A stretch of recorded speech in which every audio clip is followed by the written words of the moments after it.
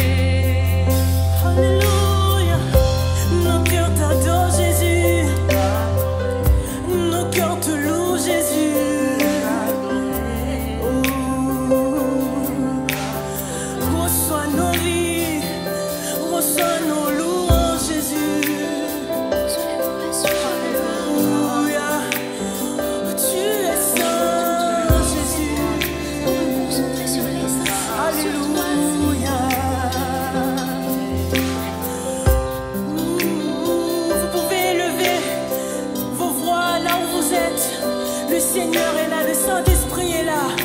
Laissez-vous guider par son esprit.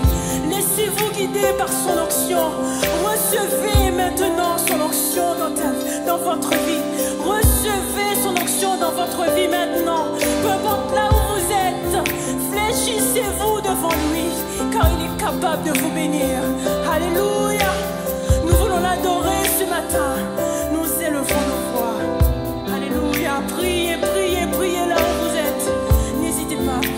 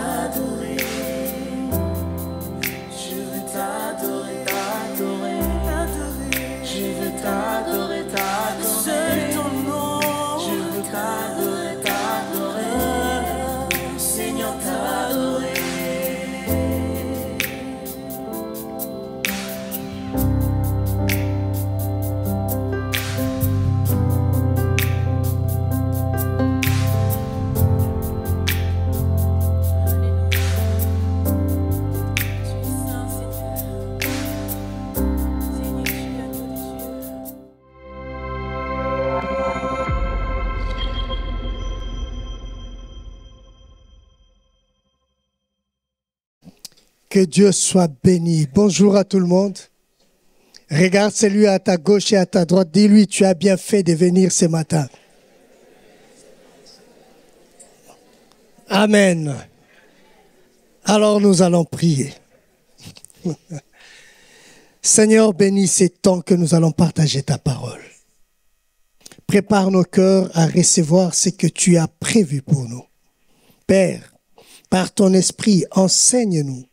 Corrige-nous, instruis-nous, car nous en avons besoin.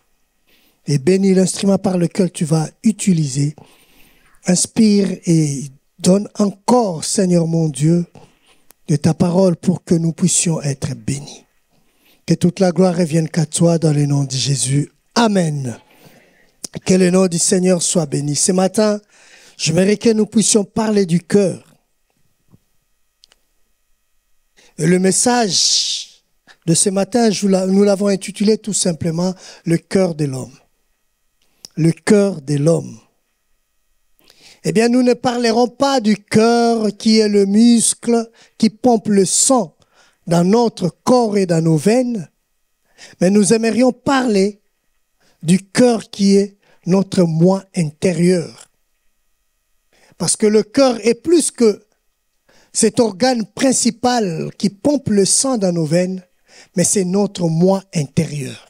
Et c'est ces moi intérieurs-là que j'aimerais que nous puissions partager ce matin. Alors, Proverbe chapitre 27, le verset 19. Proverbe 27, le verset 19. La Bible dit, « Tout comme l'eau reflète un visage, le cœur de l'homme reflète l'homme. » Tout comme l'eau reflète notre visage, le cœur de l'homme reflète sa personne. Le cœur de l'homme reflète sa personne. Quand tu te regardes dans le miroir, tu vois ton visage, tu vois ta personne. Eh bien, la Bible dit que ton cœur reflète ce que tu es. Ce que tu es réellement. Et Jérémie chapitre 17, le verset 10, la Bible dit, « Moi l'Éternel, j'éprouve le cœur, je sonde le rein pour rendre à chacun selon ses voies et selon les fruits de ses œuvres. » Le cœur. Frères et sœurs, même si les Hébreux n'avaient pas les connaissances biologiques et anatomiques comme notre ère aujourd'hui, eh bien, ils considéraient le cœur comme le principal organisme ou organe, de l'être humain. Le cœur est le siège des affections. Le cœur est le siège de tous nos sentiments. Le cœur, c'est le centre de nos décisions. Et Dieu dit que tout comme l'eau reflète notre visage, quand nous regardons dans l'eau, nous voyons notre visage, eh bien, le cœur reflète notre personne. C'est que nous sommes réellement. Les sentiments de toutes sortes jaillissent de notre cœur. Le sentiment de toutes sortes, les décisions de toutes sortes viennent de notre cœur. Alors voyons comment est-ce que la Bible définit le cœur de l'homme. Comment est-ce que la Bible parle du cœur de l'homme? Eh bien, en grec, est appelé kardéa. Le grec définit le cœur comme étant le centre de toute vie. Le centre de toute vie, que ce soit la vie chrétienne, la vie spirituelle ou la vie physique, eh bien, le centre, c'est le cœur. Ils disent que la source, le cœur est la source et le siège de tous les désirs. Le siège de tous les désirs, c'est dans notre cœur. Le siège de notre volonté et de notre caractère, c'est le cœur. C'est le cœur. Au jour d'aujourd'hui, nos actions trahissent l'état de notre cœur. Et les Hébreux l'appellent leb ou lab. Ils disent que c'est l'homme intérieur. C'est le siège des émotions et de nos passions. Le cœur, c'est le siège de la volonté et de son autorisation. On peut avoir la volonté, mais l'autorisation qui te pousse à passer à l'acte vient aussi du cœur. C'est pourquoi ils disent que c'est le siège de la volonté et de son autorisation. Voilà pourquoi vous trouverez des phrases comme « J'ai résolu dans mon cœur d'été ». Puisque c'est pour nous dire que non, j'ai résolu dans mon cœur, j'ai pris la décision dans mon cœur. J'avais cette volonté dans mon cœur de te faire du bien. Ça vient du cœur. Et Dieu considère le cœur comme étant la source de toutes nos actions. Le cœur de l'homme. Le cœur de l'homme. À partir de ton cœur que tu fais les choix de ta vie. C'est à partir du cœur. Il est le centre de la personne où tout se forme. Le pensée, le décision, le sentiment, bon ou mauvais, vient toujours du cœur. C'est pourquoi la Bible dit que c'est du cœur de l'homme. L'homme parle par l'abondance de son cœur. Quand le cœur est rempli de bonnes choses, de bonnes paroles sortiront de votre bouche. Quand votre cœur est rempli de mauvaises choses, eh bien, ne vous étonnez pas que les mauvaises paroles sortent de votre bouche. Parce que tout vient du cœur. Le cœur de l'homme. La Bible nous dit que c'est les sources de la vie. C'est les sources de la vie. Frères et sœurs, c'est pourquoi, puisque la Bible est, le cœur est les sources de la vie, Dieu nous demande à ce que nous puissions garder notre cœur plus que toute autre chose. Proverbe chapitre 4, le verset 23. La Bible dit que garde ton cœur plus que toute autre chose, car c'est de lui viennent les sources de la vie.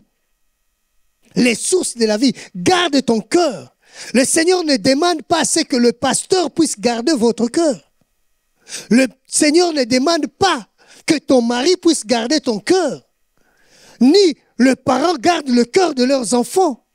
Mais Dieu demande à ce que chacun puisse garder son propre cœur. Nous sommes responsables de notre cœur. Chacun, je le répète, est responsable de son cœur. C'est pourquoi le Seigneur nous demande à ce que chacun de nous puisse prendre soin de son cœur. C'est le lieu de rencontre entre Dieu et l'homme. Dieu nous rencontre où? C'est dans notre cœur. C'est dans notre cœur que Dieu nous rencontre. C'est le cœur que Dieu transforme. Et c'est là d'où vient, où nous comprenons l'expression que la Bible dit, je changerai le cœur de pierre en cœur de chair. Parce que c'est le siège, c'est là que Dieu nous rencontre. Dieu ne vient pas nous rencontrer dans notre cerveau. Dieu ne vient pas nous rencontrer dans notre ventre. Mais Dieu vient nous rencontrer dans notre cœur. C'est pourquoi, frères et sœurs, nous avons intérêt à garder nos cœurs plus que toute autre chose.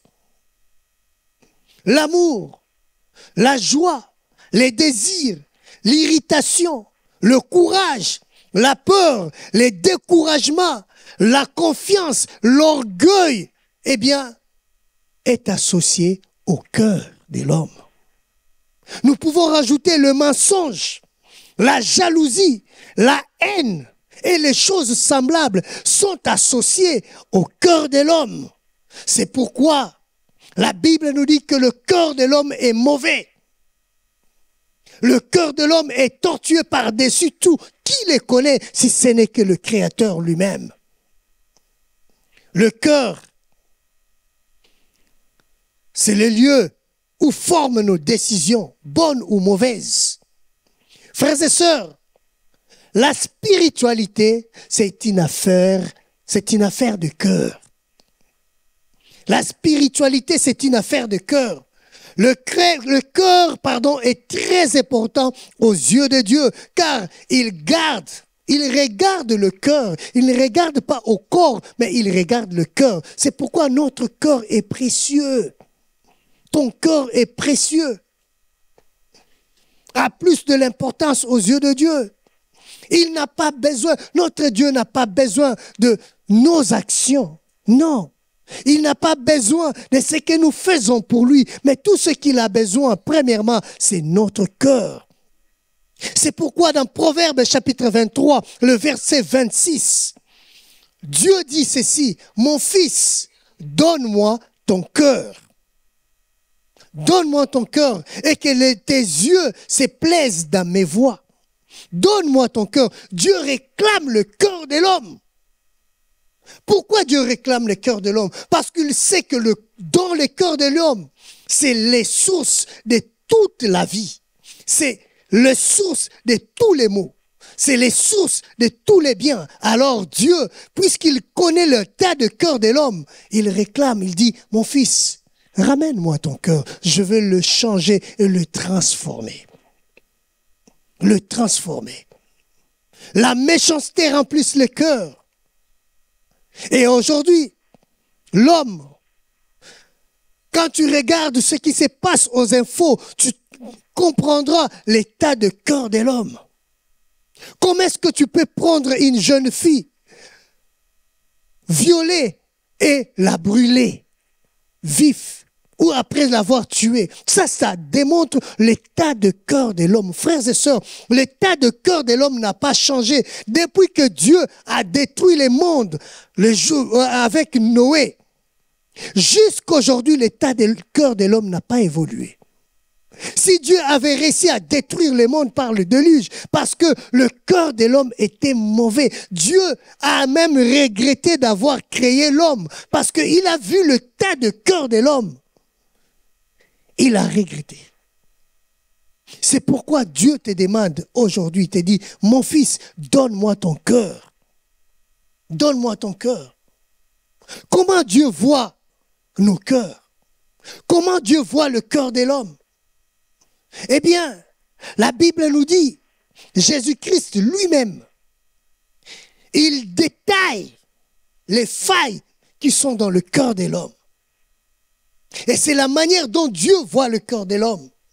Il dit dans Marc, chapitre 7, le verset 21 jusqu'au verset 23, vous pouvez lire à la maison. Il dit ceci, en effet, c'est de l'intérieur du cœur de l'homme que sortent les mauvaises pensées.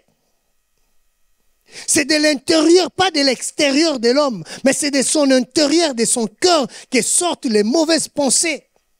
Les adultères, l'immoralité sexuelle, le meurtre, le vol, la soif de posséder, la méchanceté, la fraude, la débauche, le regard envieux, la calomnie, l'orgueil, la folie, toutes ces choses mauvaises sortent du dedans et rendent l'homme impur. Rendent l'homme impur. Notre plus gros problème, frères et sœurs, n'est pas l'extérieur, mais notre plus gros problème, c'est dans notre intérieur, c'est dans notre cœur. On se haïsse dans le cœur. Nous entrons dans la même porte à l'église. Nous élevons les mains ensemble. Nous prions, nous adorons, nous chantons le Seigneur ensemble. Mais le cœur, c'est haïs. Quand tu regardes l'autre, tu commences déjà à les critiquer. Qu'est-ce qu'elle croit, elle? Ou qu'est-ce qu'il croit? Quand tu regardes l'autre, tu commences déjà à imaginer les choses dans le cœur. Le cœur de l'homme est mauvais. Tu ne connais pas l'état de cœur de l'homme, de celui qui est à ta gauche et à ta droite, ni ce qu'il est en train de penser. Seul Dieu connaît et lui-même connaît l'état de son cœur. Frères et sœurs, la réalité de notre cœur, personne ne le connaît si ce n'est que Dieu et toi-même. Dieu connaît même les pensées les plus profondes de notre cœur. Il les connaît. Il nous l'a dit dans Psaume 139, le verset 23 et 24. Il connaît ce que tu réfléchis, ce que tu penses au fond de ton cœur, dans le secret de ton cœur. Dieu le sait. Frère, c'est devant Dieu que nos cœurs sont exposés. On peut tromper tout le monde, mais on ne trompera jamais Dieu parce qu'il nous connaît, il est notre créateur. Combien nous faisons semblant? Nous trompons avec les apparences. Nous nous cachons derrière le service du Seigneur à l'église, alors que la Bible, alors que nos cœurs sont éloignés de notre Dieu. C'est pourquoi, frères et sœurs, le Seigneur en sonda le cœur de l'homme. Il peut dire que ce peuple m'honore des lèvres, mais leurs cœurs sont éloignés de moi. Nous venons à l'église, mais nos cœurs sont loin du Seigneur. Et Dieu regrette, parce que quand il regarde l'état de notre cœur, ça lui fait très mal. Très mal. Nous sommes prêts à soigner la parure extérieure. Qui ne sait pas regarder dans le miroir avant de venir à l'église? Nous prenons le temps de nous regarder dans le miroir, de vérifier si les maquillages n'avaient pas débordé, si ma cravate n'est pas à gauche. On prend soin, le temps de vérifier tous les petits détails pour que tout soit nickel, carré, afin que je puisse apparaître beau et belle devant les gens. Nous soignons l'apparence extérieure, mais l'apparence intérieure, frère, c'est là le plus important. C'est là qu'il faut prendre le temps pour soigner, parce que Dieu, l'extérieur ne l'intéresse pas, mais c'est l'intérieur qui l'intéresse. Il nous dit dans 1 Pierre chapitre 3, à partir du verset 3, il dit que votre parure ne soit pas une parure extérieure. Cheveux tressés, ornements d'or ou vêtements élégants, mais plutôt celle de l'intérieur est cachée du cœur. La pureté incorruptible d'un esprit doux et paisible qui est une grande valeur devant Dieu. Devant Dieu, c'est une grande valeur, un cœur pur. La pureté du cœur. Ce n'est pas l'apparence extérieure. Rappelez-vous quand Samuel est parti oindre David dans la maison de son père. Alors que le père a présenté ses enfants, Samuel a vu Eliab, le grand frère de David. Et directement Samuel s'est dit, sûrement c'est lui que Dieu veut oindre comme roi. Parce qu'il a vu l'apparence extérieure. Il a vu comment est-ce que ces garçons étaient bien bâtis. Il a vu combien est-ce que son corps était vraiment baraqué peut-être. Il a dit, celui-là fera l'affaire comme roi. Mais Dieu lui dit, oh Sam, attention, ne regarde pas aux apparences extérieures. Ce n'est pas lui. Moi, je regarde le cœur. C'est le cœur qui m'intéresse, pas l'apparence extérieure. Nous pouvons nous embellir comme nous voulons, venir à l'église bien embelli, bien propre. Mais ce n'est pas ça qui intéresse Dieu. Dieu, ce qui lui intéresse, c'est l'état de notre cœur. Est-ce que nos cœurs sont proches de Dieu ou nos cœurs sont éloignés de Dieu et nous levons le main que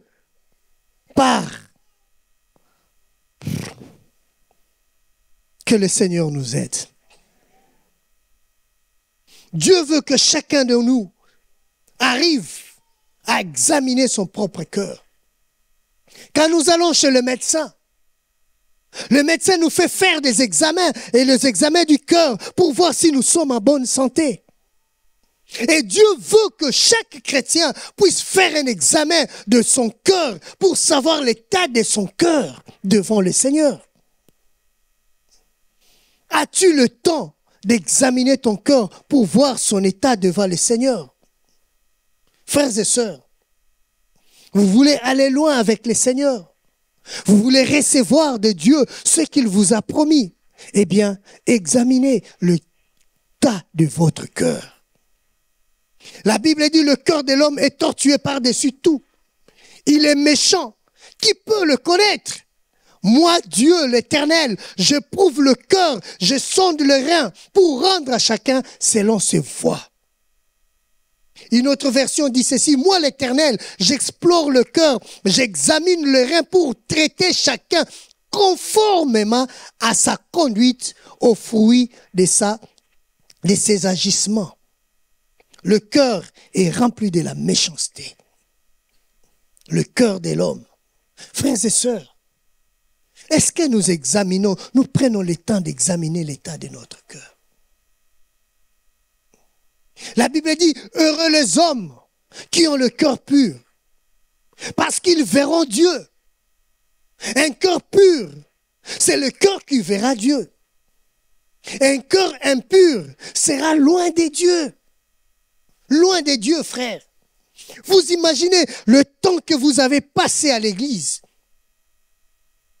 Tout le temps, 10 ans, 3 ans, 2 ans, 9 mois, 3 mois, 4 mois, et autant d'années que vous avez passé à l'église. Mais votre cœur, quand le Seigneur regarde, il voit vous êtes toujours loin. Loin de lui. Et tout ce que vous faites, ce ne sont que des apparences. Mais vous êtes conscient que mon cœur est loin du Seigneur. Loin. Ces peuples m'honorent des lèvres. Frères et sœurs, connaissant le mauvais état de cœur de l'homme, le diable profite pour s'aimer d'autres choses qui nous font mal et qui font mal aux autres. Parce qu'il connaît l'état de notre cœur. Voilà pourquoi aujourd'hui, nous avons le cœur brisé. Brisé par la déception. Brisé par le mal qu'on nous a fait à l'église où les autres ont été déçus à l'église par le comportement des uns et des autres. Oui, si tu suis les comportements des uns et des autres, tu seras déçu. Tu seras déçu. Tu ne viens pas à l'église pour les uns et les autres, mais tu viens chercher le Seigneur. Combien de gens ont pris la décision, je n'irai plus à l'église. J'ai été déçu par le comportement du pasteur. Le pasteur, c'est un homme comme toi et moi. Il a aussi un cœur. Et son cœur peut aussi défaillir. Mais ce n'est pas ça le plus important. Le plus important, c'est ton cœur à toi. Le Seigneur a dit, garde ton cœur. Si tu sais garder ton cœur, peu importe ce que tu vas rencontrer, eh bien, si tu sais prendre soin de ton cœur, tu seras au-dessus de toutes ces choses. Ne laisse pas quelqu'un frustrer ton cœur. Ne laisse pas quelqu'un puisse détruire la joie qui est dans ton cœur. Veille sur ton cœur, dit le Seigneur. Beaucoup de cœurs sont brisés, blessés, pleins de chagrin à cause de plusieurs déceptions et des mal qu'ils ont connus, soit dans leur famille, dans la société ou par ses amis. Frères et sœurs, examine ton cœur et tu verras que dans le coin de ton cœur, il y a quelque chose que tu dois changer. Il y a quelque chose, un poids que tu es en train de porter et ce poids-là doit être enlevé. Parce qu'avec ces poids-là, tu ne pourras pas aller loin, frères et sœurs. Tu ne pourras pas aller loin. Certains cœurs pleurent aujourd'hui dans le désespoir. Certains cœurs sont détruits et d'autres sont devenus insensibles, durs. Quand tu le regardes, on peut lui dire toutes sortes de paroles, toutes sortes de bonnes paroles, mais tellement le cœur est devenu dur, insensible. Ça rentre là et ça sort de l'autre côté. Il n'y a aucun effet dans le cœur parce que le cœur est endurci. Frère, l'endurcissement du cœur, c'est une maladie. Et laisse-moi nous dire que tous, sans exception, nous avons la maladie du cœur. Quelque part dans ton cœur, quand tu regardes, tu trouveras que non, j'ai une pathologie quelque part. Quelque part. Peut-être il y a des choses que tu ignores, mais ça sort tout simplement quand tu es en face d'une personne. Quand tu regardes d'une personne, qu'est-ce qui se passe dans ton cœur? Toi-même, tu sais. Toi-même, tu sais. Mais j'aimerais nous dire, quel que soit l'état de notre cœur, Dieu est capable d'apporter un changement dans notre cœur ce matin. Puisque le cœur, c'est le centre des décisions. Si tu prends la décision, tu te dis que je veux un changement. Je veux que le Seigneur transforme mon cœur. Je veux que le Seigneur change mon cœur. Eh bien, lui qui a dit qu'il changera le cœur de pierre en cœur de chair, il est capable de te donner un nouveau cœur ce matin. Ce matin. Ce cœur rempli de manque de pardon. Tu n'arrives pas à pardonner. Et quand on parle du pardon à l'église, eh bien, toi, puisque ton cœur est tellement endurci, tu ne sais plus comment pardonner, eh bien, tu attends autre chose. Tu commences à réfléchir à la manière dont on t'a fait du mal, à tous les mal qu'on t'a fait, et tu commences à penser à cela, et tu te dis, moi pardonner, non, non. Et certains vont même plus loin pour dire que non, pardonner, ce n'est pas oublier. Donc, cela veut dire que dans ton cœur, quelque part, tu gardes quelque chose. Si tu n'as pas oublié, eh bien, quand tu es en face de la personne, juste si c'est la manière dont cette personne te regarde, ça peut réveiller tout ce qui était caché dans ton cœur. Même si tu ne les dis pas tout haut, mais dans ton cœur, tu prononces des paroles que toi-même tu sais. Ça, c'est l'état de notre cœur, frère. Le cœur est éloigné de Dieu. Dieu nous demande, cherche un cœur qui soit totalement à lui. Dieu cherche un cœur, frère. Dieu cherche un cœur. Il dit, mon fils, donne-moi ton cœur. Donne-moi ton cœur. Parce qu'il sait que le cœur est rempli de la méchanceté. Le cœur est rempli de la convoitise. Le cœur est rempli des mauvais désirs. Même si je ne veux pas le faire, même si mon corps n'est pas engagé, mais mon cœur est déjà parti. Et le Seigneur est allé plus loin pour dire que même la personne, même si tu regardes la femme d'autrui et tu la regardes tout simplement, tu la convoites, même si tu n'es pas passé à l'acte, mais dans ton cœur tellement est mauvais, c'est que tu as commis l'acte avec la personne. Parce que dans ton cœur, tu commences à défiler toutes formes de films dans ton cœur. Les films défilent dans ton cœur. Certaines personnes, quand tu le vois quelqu'un, ou une fille par exemple, pour lui, son cœur est déjà allé trop loin, trop loin, trop loin.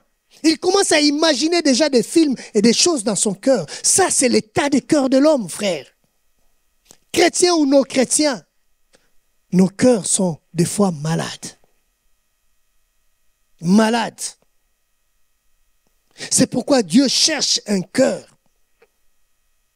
Dieu ne cherche pas nos actions, frère. Dieu ne cherche pas le service, les œuvres ou les services que nous faisons à l'église. Dieu n'a pas besoin de toutes ces choses. Nous pouvons nous cacher derrière toutes ces choses, mais Dieu regarde tout simplement le cœur de l'homme. Est-ce que ton cœur est totalement à Dieu? Est-ce que ton cœur appartient à Dieu? Quel type de cœur que Dieu recherche? On peut se poser des questions, oui, mais quel type de cœur que Dieu cherche? La Bible nous dit, dans 2 Chroniques chapitre 16, le verset 19, la Bible dit ceci, car l'Éternel étend ses regards sur toute la terre pour soutenir ceux dont le cœur sont totalement à lui. Le type de cœur que Dieu cherche, c'est le cœur qui est droit et totalement à lui. Le cœur qui est totalement à lui, pas un cœur partagé. Aujourd'hui dans la boîte de nuit, demain à l'église. Non, ce n'est pas ces cœurs-là. Aujourd'hui dans l'impudicité et demain à l'église. Non, ce n'est pas ces cœurs-là. Aujourd'hui, dans les mauvaises combines et au demain à l'église, non, ce n'est pas ces cœurs partagés. Dieu cherche un cœur qui est totalement à lui. Pas un cœur partagé. Un cœur qui le cherche et qui garde sa parole. Le cœur qui cherche Dieu. Nous dit dans Psaume 119, le verset 11, un cœur qui cherche Dieu et qui garde sa parole. Un cœur qui dit, je garde ta parole dans mon cœur pour ne pas pécher contre toi. C'est ça le cœur que Dieu cherche, frères et sœurs. Un cœur engagé à son service, un cœur disposé pour son œuvre. Le cœur. Un cœur pur, c'est ça le cœur que Dieu, parce qu'il nous dit un cœur pur, et celui qui a un cœur pur, c'est celui-là qui verra Dieu. Un cœur pur, un cœur transformé, un cœur né de nouveau. C'est ça le cœur que Dieu cherche. Un cœur assoiffé, frère. Assoiffé de sa présence. C'est ça le cœur que Dieu cherche. Dieu cherche un cœur d'adorateur. Un cœur qui s'est passé du temps avec lui. Comme le cœur de David. C'est pourquoi Dieu pouvait dire de David que c'est l'homme selon mon cœur. Parce que David savait toucher le cœur de Dieu par son attitude, par sa louange, par son adoration. Il savait s'humilier devant Dieu. Ça, c'est le cœur que Dieu cherche. Un cœur consacré à lui. Un cœur qui sait faire confiance à Dieu. Frères et sœurs, Dieu cherche un cœur. Alors comment avoir un cœur pur? Comment avoir un cœur pur? Dieu te demande tout simplement, donne-moi ton cœur. Le reste, c'est lui qui va s'en charger. Il va commencer par transformer ton cœur. Il te dit, rejette loin de vos voies, loin de vous toutes les transgressions par lesquelles vous avez péché. Faites-vous un cœur nouveau. Faites-vous un cœur nouveau et un esprit nouveau. C'est ça, c'est que Dieu cherche. Pour avoir un cœur pur, il faut s'attacher à sa parole. Pour avoir un cœur pur, il faut d'abord qu'il y ait une régénération dans ton cœur, c'est-à-dire naître de nouveau en Jésus-Christ. Il faut savoir abandonner ton cœur entre les mains du Seigneur pour que le Seigneur puisse le transformer. Le transformer, frères et sœurs. Parce qu'il y a des avantages attachés à celui qui a un cœur pur, à celui qui a un cœur totalement à Dieu. Il y a des avantages. Le premier, nous dit Matthieu. Matthieu chapitre 5, le verset 8, nous dit ceci que nous verrons Dieu. Celui qui a le cœur pur verra Dieu. C'est ça l'avantage, frère. Il y a des avantages dans le temps présent et il y a aussi des avantages dans le futur. Dans le temps présent, la Bible dit que les yeux de l'Éternel sillonnent toute la terre pour voir celui dont le cœur est totalement à lui, pour les soutenir. Pour les soutenir. Ça, ce sont des avantages de ceux-là qui ont un cœur totalement à Dieu, un cœur pur, un cœur qui a confiance en Dieu, pas un cœur partagé. Frères et sœurs, Dieu cherche un cœur. Il veut transformer le cœur. L'Éternel veut nous donner un esprit nouveau. Combien de cœurs souffrent aujourd'hui? Peut-être en venant ici, vous avez pris des décisions.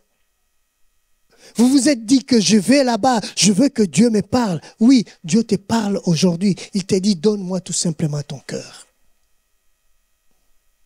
Donne-moi ton cœur. Ce cœur-là a tellement supporté les poids de la méchanceté des hommes. Ce cœur-là est blessé aujourd'hui. Ce cœur-là ne supporte plus rien parce qu'il est devenu insensible, tellement blessé, déçu, frappé, a reçu tellement de coups. Alors, ce cœur-là, aujourd'hui, porte un lourd fardeau. Tous ceux qui pleurent à l'église, frères, qui versent des larmes à l'église, ce n'est pas que le Saint-Esprit les a touchés, non, ça démontre l'état de notre cœur.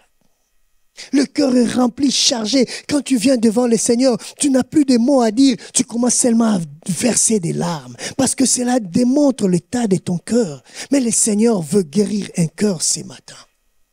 Il veut transformer le cœur des pierres en cœur de chair. Il veut guérir le cœur qui sont blessés. Il veut transformer le cœur qui sont durs. Alors ce matin, si tu es là, tu as un problème avec ton cœur.